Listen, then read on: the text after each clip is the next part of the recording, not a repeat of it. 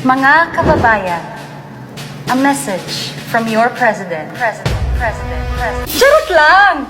It's time for a new president. The past 6 years, girl, I went through all of it. From bashers, intriga, to fake news left and right. Every year na lang buntis. Ano bang bago? Kinaya ko naman. I don't need no saving. I'm no damsel in distress. Pero gusto ko din naman ng peace of mind. Don't worry, mga kababayan. We will make sure na qualified yung papalit sa akin. I know someone who went through worse. Bashers, intriga, fake news for the past 6 years.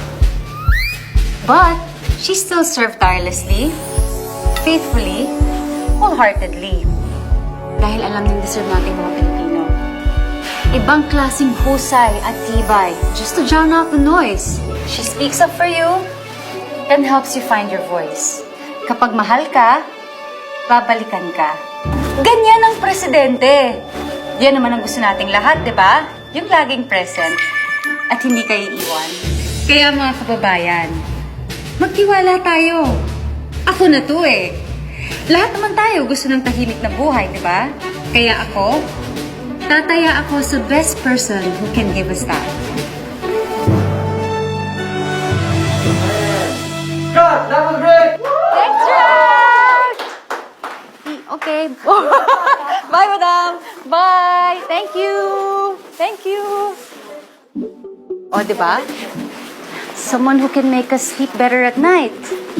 Someone who can draw out our goodness. And someone who can make us proud of ourselves. Mga kababayan, this is President Nadine confidently saying, come on guys, it's 2022. At walang mas qualified na maging susunod na presidente, kundi si President Leni Robredo. Madam Leni, I gotcha. Mabuhay ang Pilipinas.